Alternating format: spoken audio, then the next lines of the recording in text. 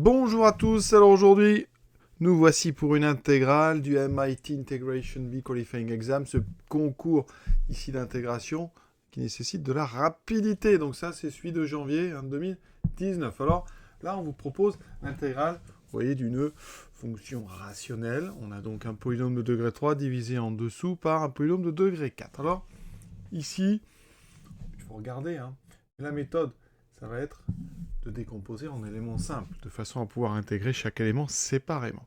Alors, le fait que ce soit un concours de rapidité nous incite à penser que la décomposition va bien se passer. Donc, l'idée, ici, bien, c'est donc de prendre notre 2x³ moins 1 sur x fois x³ plus 1 et de le décomposer en éléments simples. Alors, vous avez ici un pôle simple et x.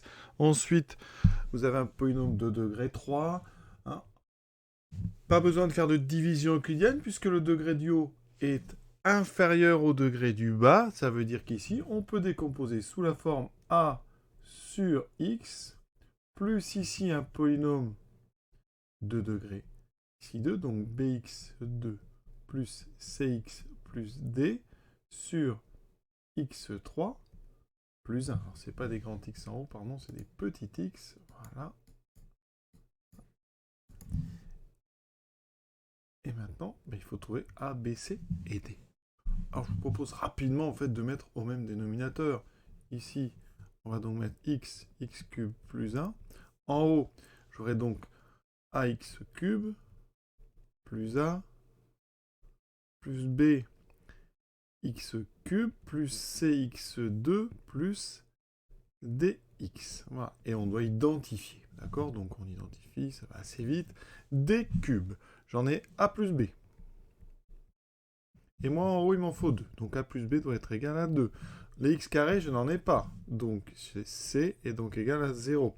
Ensuite, les x, je n'en ai pas. Dx, j'en ai que D. Donc D est égal à 0. Et ensuite, il me reste la constante A qui doit être égale à moins 1. Oui, ça se résout très très vite. Donc A égale moins 1. Et B, c'est donc 2 moins A, donc 2 plus 1. 3. C et D sont nuls. Conclusion, eh bien 2x³ moins 1 sur x fois x3 plus 1 est donc égal à moins 1 sur x plus 3x2 sur x3 plus 1. Et maintenant, on va pouvoir passer à l'intégration. Alors, je vais avoir besoin de logarithmes, puisque j'ai des primitives des fonctions inverses, enfin de la fonction inverse. Donc ici, petite habitude au concours MIT, le logarithme népérien est noté log. D'accord? C'est le log donc en base E, c'est donc le ln. Si on a un log décimal, on mettra log de 10, un log 10 ici. Pardon. Donc ici, eh bien, quand on va intégrer donc notre intégrale, donc ici, de 2x³ moins 1 sur x fois x3 plus 1. On cherche en fait une primitive. Il faudra donc une primitive 2. Alors je vais mettre d'abord le terme ici. Et comme ça, j'ai la soustraction après. On a ceci. Voilà. Et là où je vous dis que ça se passe très bien, c'est que x3 plus 1, sa dérivée c'est 3x2. Donc là, ici, en haut, on a exactement la dérivée du bas. Donc ici, on a une forme u' sur u.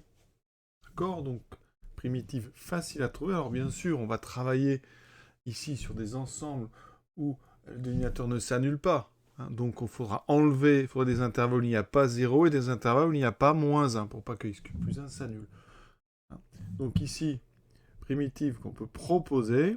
Donc on sera à 3. Alors là, vous avez donc ici u' sur u, c'est donc log de valeur absolue de x³ plus 1, donc tout dépend de l'intervalle sur lequel vous vous trouvez, moins log ici de x. D'accord? Donc ici, eh bien ça me donnera log donc de x3 plus 1 moins log de x plus une constante k, qui est une constante réelle. D'accord? Alors après, si vous voulez mettre ça sous une forme un petit peu différente, vous pouvez considérer qu'il y a un quotient, donc ça fait log de x³ plus 1 sur x. Voilà, plus k. Et on garde la valeur absolue parce que ça dépend, je vous dis, on pourrait travailler sur moins l'infini, moins 1 ouvert en moins 1. On pourrait travailler entre moins 1 et 0, et on pourrait travailler de 0 à plus l'infini. Donc on garde les valeurs absolues. Pour ceux qui s'intéressent aux intégrales, voici la suivante, intégrale de cosinus de arc tangente x dx. À bientôt.